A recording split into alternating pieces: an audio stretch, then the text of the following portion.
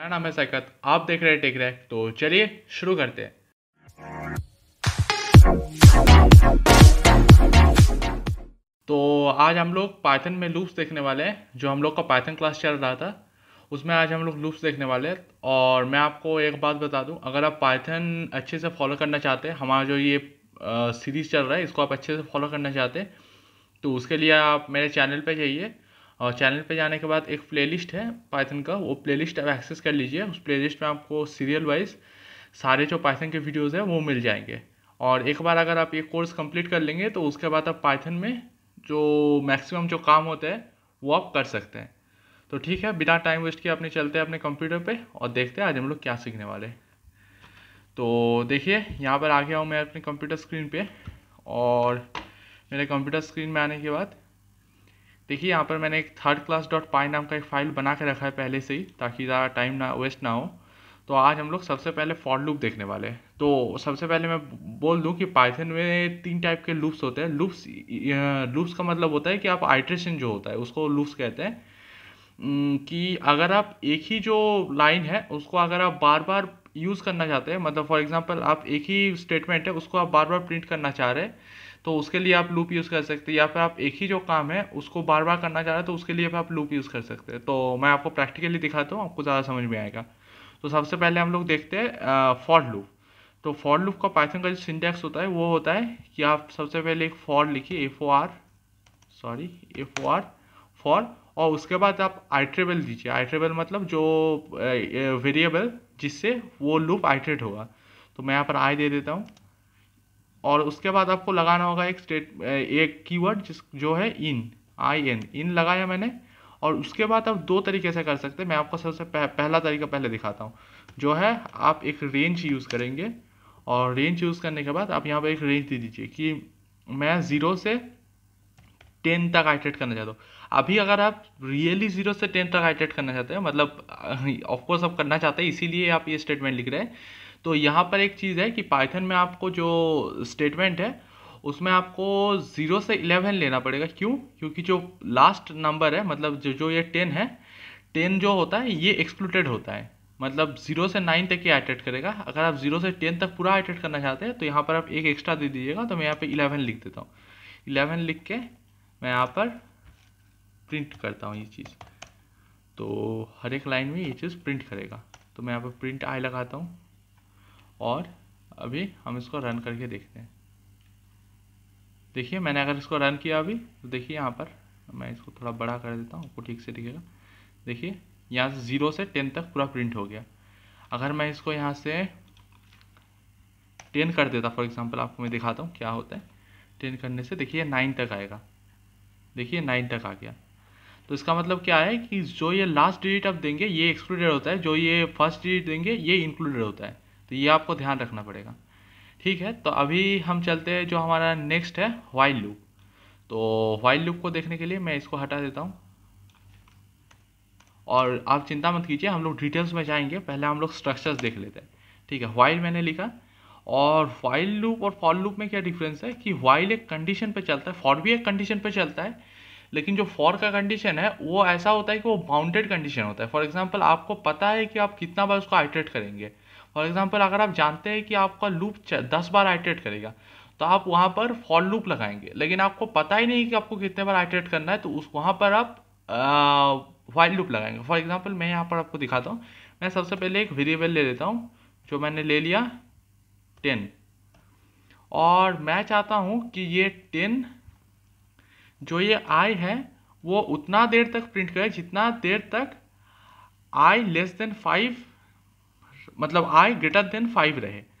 तो ये यानी कि मतलब क्या होगा, सबसे पहले आपका 10 प्रिंट होगा, उसके बाद आपका 9 प्रिंट होना चाहिए, उसके बाद आपका 8 प्रिंट होना चाहिए, उसके बाद 7, उसके बाद 6।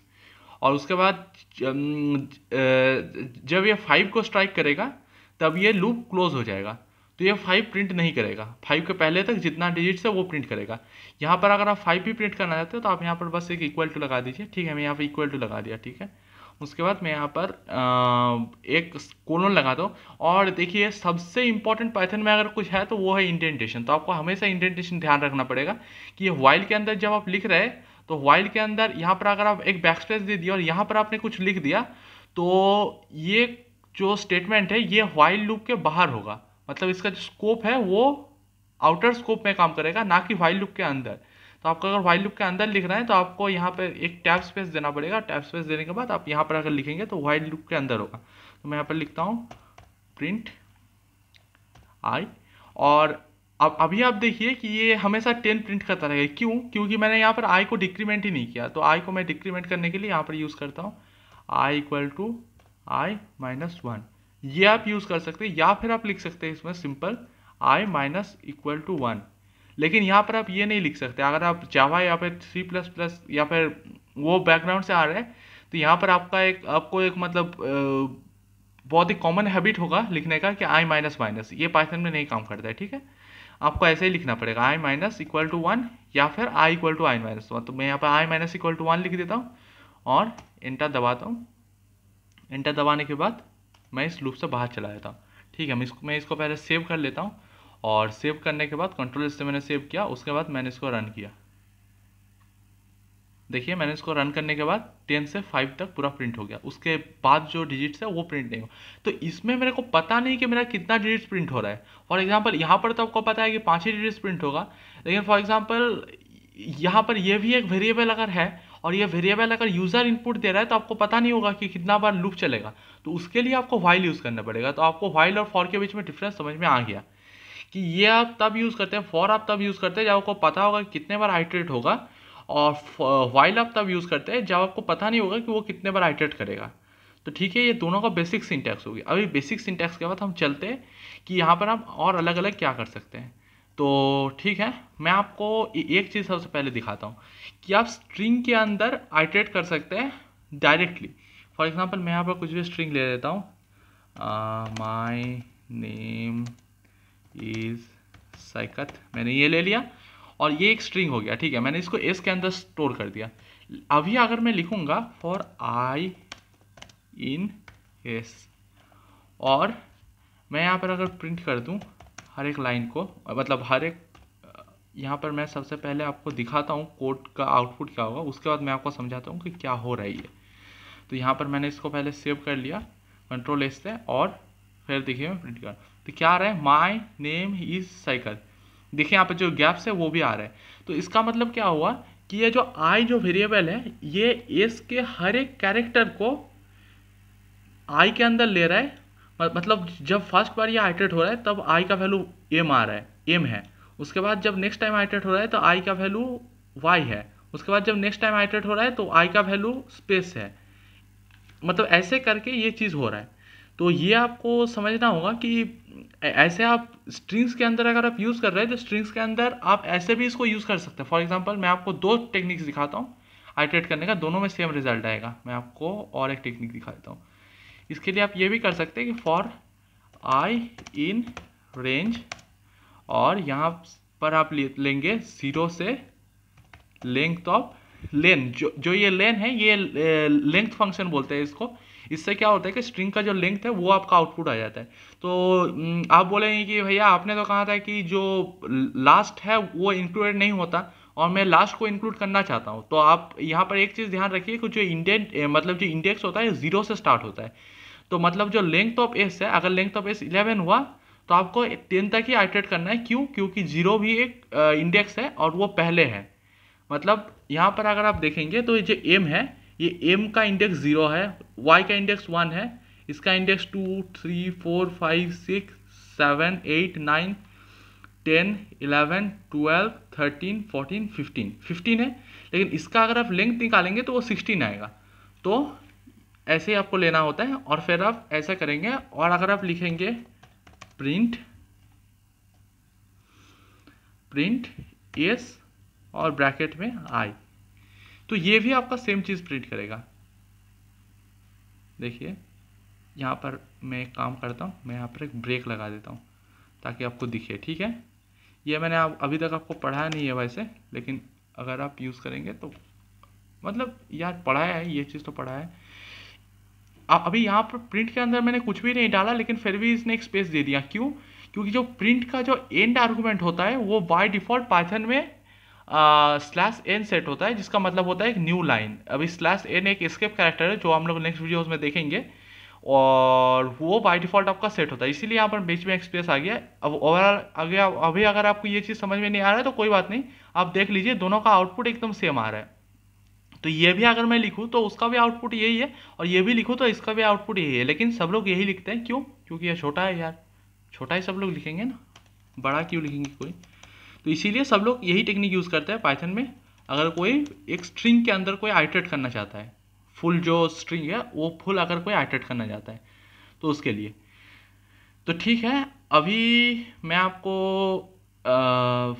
फॉर लूप जो है इसका एक फॉर्म दिखाता हूँ, जो शायद अभी तो आपको उतना काम नहीं आएगा, लेकिन ये कभी कभी काम आ जाता है। एनुमरेट नाम का एक फंक्शन आता है आपका, एनुमरेट, सॉरी यार पता नहीं क्या लिख रहा हूँ, एनुमरेट। और एनुमरेट लिख के आप यहाँ पर लिख दीजिए कि आपको किसके अंदर आइटरेट करना है। तो मैं यहाँ पर एक स्पेस देके स्ट्रिंग ले लेता हूँ और कुछ भी स्ट्रिंग ले लेता हूँ, माय नेम इज साइकिल, तो वही मैंने स्ट्रिंग वापस ले लिया, ठीक है।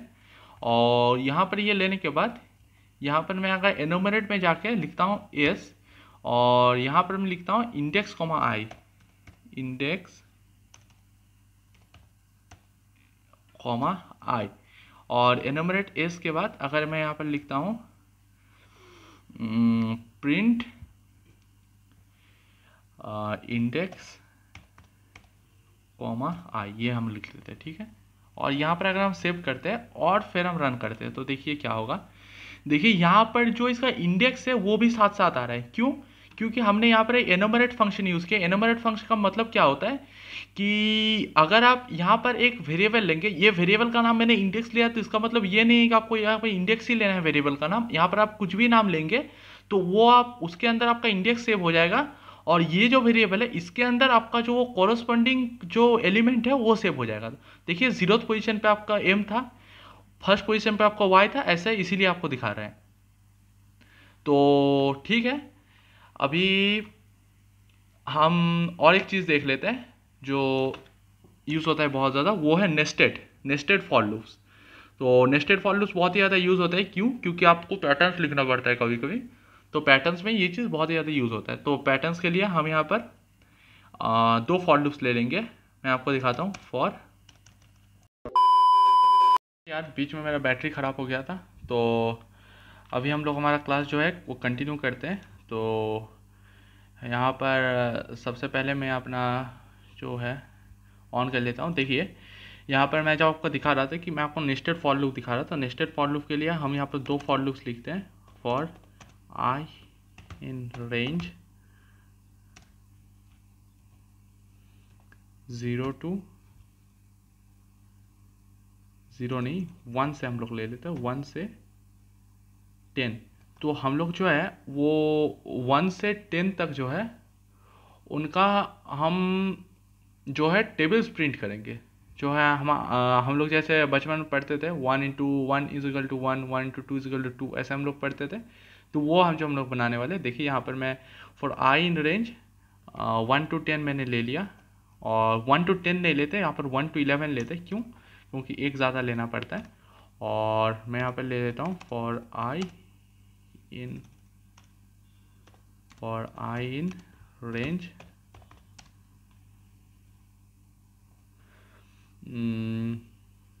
1 to 11, इसमें भी ले लेते हैं। क्यों? क्योंकि मेरे को 10 तक टेबल प्रिंट करना है हर एक का। और मैं यहाँ पर प्रिंट करता हूँ आई। सबसे पहले हम लोग आई लिखेंगे। क्यों? क्योंकि 1 जो है उसके लिए 10 बार प्रिंट होगा, 2 उसके लिए 10 बार प्रिंट होगा। तो जो मैंने आपको इफ का कॉन्सेप्ट समझाया था पिछले क्लास में, वही कॉन्सेप्ट है कि एक के अंदर दूसरा होगा। तो इसका मतलब क्या है कि जो एक उसका एक वेरिएबल के लिए ये n टाइम्स चलेगा, मतलब इसके अंदर जितना बार चलना है वो एक वेरिएबल के लिए उतना बार चलेगा। इसका मतलब क्या है कि 1 से 10 के लिए ये जो अंदर वाला लूप है ये 10 बार चलेगा हर एक के लिए। तो यहाँ पर मैं सॉरी यहाँ पर वेरिएबल मैंने फिर से गलत ले लिया। मैं यहाँ पर जे ले लेता हूँ एक वेरिएबल, दूसरा वेरिएबल लेना पड़ेगा ना, नहीं तो ये प्रॉब्लम करेगा। मैं यहाँ पर प्रिंट करूँगा आई इंटू जे।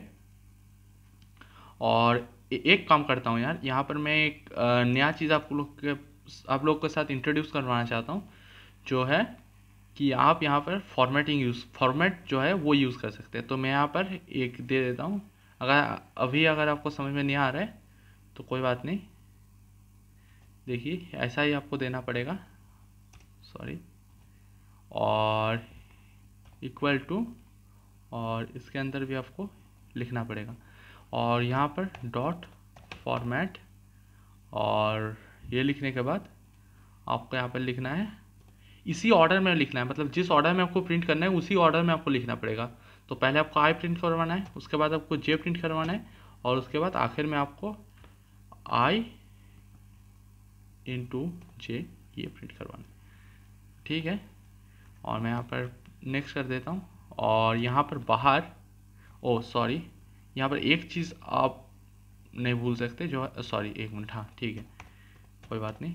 और यहाँ पर आपको जो नहीं भूलना है वो क्या है कि आपको यहाँ पर एक एक्स्ट्रा प्रिंट स्टेटमेंट लास्ट में लगाना है, जिसके अंदर आपको कुछ भी डालना नहीं है।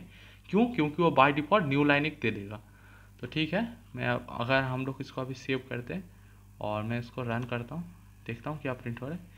देखिए यह पूरा टेबल प्रिंट हो गया, 1 से पूरा 10 तक।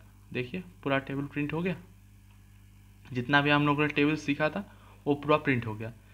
तो बस ऐसे ही जो नेस्टेड फॉर लूप्स है उसका ये यूज़ है, और एक यूज़ होता है उसका पैटर्न्स में। वो पैटर्न्स हम लोग किसी नेक्स्ट क्लास में देखेंगे। क्यों? क्योंकि वो थोड़ा सा बड़ा कॉन्सेप्ट है और उसमें थोड़ा बहुत आपको अंडरस्टैंडिंग भी चाहिए दूसरे चीज़ों का। फॉर एग्जांपल ईफ के साथ ईफ के साथ फॉर आपको कंबाइन करना आना चाहिए, या फिर थोड़ा सा वो टॉपिक जो है थोड़ा सा कॉम्प्लेक्स है, तो हम लोग बाद में देखेंगे।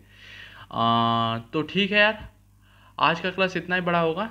नेक्स्ट क्लास में हम लोग कुछ अलग देखेंगे, स्कोप सीखेंगे हम लोग नेक्स्ट क्लास में। तो ठीक है, आज के लिए इतना ही था, मिलते हैं नेक्स्ट क्लास में, बाय बाय।